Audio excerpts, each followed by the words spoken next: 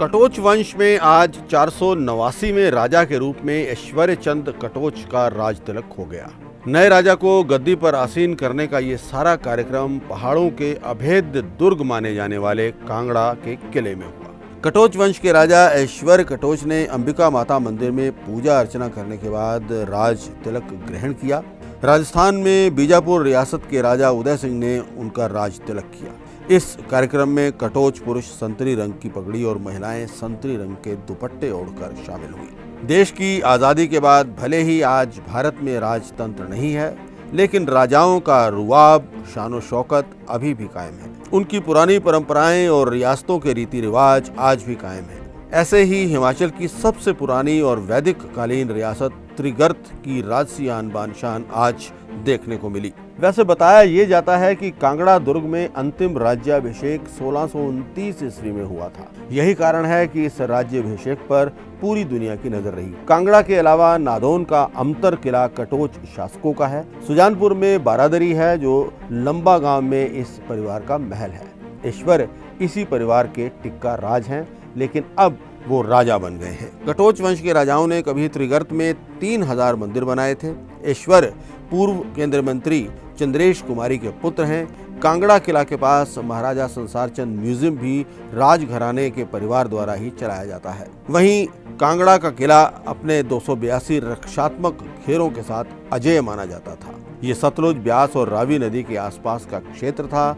महाभारत में त्रिगर्त राज्य के राजा सुशर्म चंद द्वारा कौरवों के पक्ष में लड़ाई का भी जिक्र है। ये मैं आपको बताऊं, कांगड़ा किले में 400 साल के बाद ये रस्म पूरी हो रही है, क्योंकि जो लास्ट राजा हरिचंद्र नंबर जो द्वितीय थे, उनका राज तिलक क्या हुआ था 1614 में, और उसके बाद हमारे मुगलों के साथ झगड़ा हुआ था, तो 1620 में हार गए थे किले को, मुगलों को। तो उसके बाद से हम राजधानी बदलते रहे। महाराजा संसारचंद भी जहाँ पैदा हुए थे बीजापुर में, उनका राज तिलक वहाँ हुआ। तो कांगड़ा में जो राज तिलक है वो 400 साल के बाद आज हो रहा है। एंड इसका जो महत्व है, देखिए हम डेमोक्रेसी में हैं एंड बहुत प्राउड हैं इंडिया से और बहुत प्राउड हैं डेमोक्रेसी से। बट जैसे गाँव में और आप सबके घरों में दिवाली, होली मनाई जाती है, तो ये हमारी भी एक रस्म है। इसमें एक मैं ये नहीं दिखाना चाहता कि कोई रजवाड़ाशाही वापस शुरू हो रही है या हम ऐसा कुछ करना चाहते हैं, बट ये हमारी एक परंपरा है, हमारे जो बिरादरी है उसकी परंपरा है, और उसमें रिकग्नाइज होना पड़ता है। अब मेरे फादर की 1.5 साल पहले देहांत हुआ था, तो वो देहांत हुआ, उनके बाद वो पहले राजा थे, अब मैं राजा बना हूँ, तो 1 साल के बाद ही हम ये सेलिब्रेशन करते हैं, क्योंकि 1 साल हम शौक में रहते हैं, तो 1 साल के बाद ये सेलिब्रेशन होता है। इसलिए फिर ये हमने आज इसको, और नवमी का दिन था, बहुत अच्छा दिन है, तो इसलिए हमने आज डिसाइड किया कि ये करने के लिए। हाँ, जनप्रतिनिधि बनते हैं। अगर कोई पार्टी या कोई सरकार हमें कोई ऐसा कोई दायित्व देती है करने के लिए, तो हम उसके लिए बिल्कुल तैयार खड़े हैं करने के लिए। बट जितना पब्लिक के लिए हम कर सकते हैं अपने खुद के दम से, वो हम करते हैं।